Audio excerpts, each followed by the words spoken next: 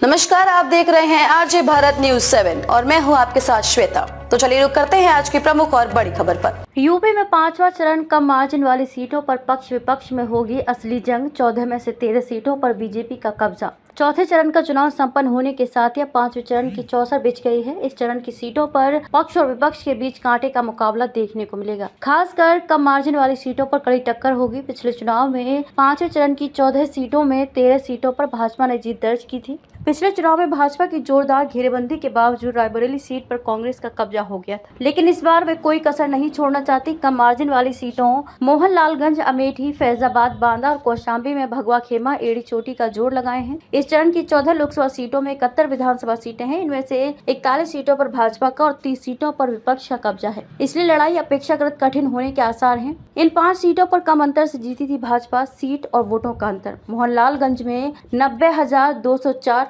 अमेठी में 55,120, फैजाबाद में 65,477, बांदा में 58,938 और कौशाम्बी में 38,722। मतदान प्रतिशत बढ़ाना ही विकल्प माना जा रहा है कि यदि पिछले चरणों की तरह 5वें चरण में भी मतदान प्रतिशत में गिरावट रही तो इसका भाजपा को नुकसान उठाना पड़ सकता है। इसलिए भाजपा के सामने मतदान बढ़ाना ही एक ऐसा विकल्प है जिसके जरिए कम अंतर वाली सीटों पर कब्जा बरकरार रखा जा सकता है। 2014-2019 के लोकसभा चुनाव में भी भाजपा ने वोट प्रतिशत बढ़ाकर ही इन सीटों पर जीत दर्ज की थी। 2009 में सपा बसपा ले चुकी है लाभ। 2009 में हुए लोकसभा चुनाव के आंकड़े बताते हैं कि इस चुनाव में मतदान का प्रतिशत काफी कम रहा है। इसका असर कई सीटों पर पड़ा, जिसका लाभ सपा, बसपा और कांग्रेस को मिला था। उस चुनाव में कई सीटों पर सपा ने बाजी मारी थी। अपनी परंपरागत सीट रायबरेली और अमेठी पर कब्जा बरकरार रखने के साथ कांग्रेस ने भी फैजाबाद, गोंडा, बाराबंकी और झांसी में जीत दर्ज कर ली थी। वहीं बसपा के खाते में हमीरपुर लोकसभा सीट गई थी। बसपा ने भी कसी कमर। 5वें चरण में बसपा को भी सुरक्षित सीटों से बड़ी आस है। उसे मोहनलालगंज, हमीरपुर, बांदा, जालौन और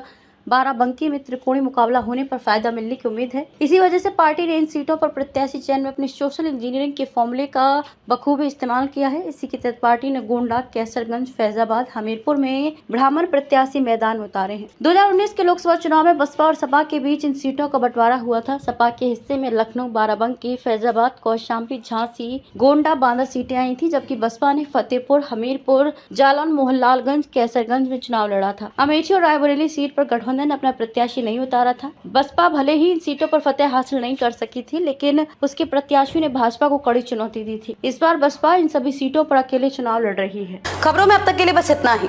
फिर होगी आपसे मुलाकात ऐसी किसी बड़ी और खास खबर के साथ। तब तक के लिए नमस्कार और देखते रहिए आरजे भारत न्यूज 7।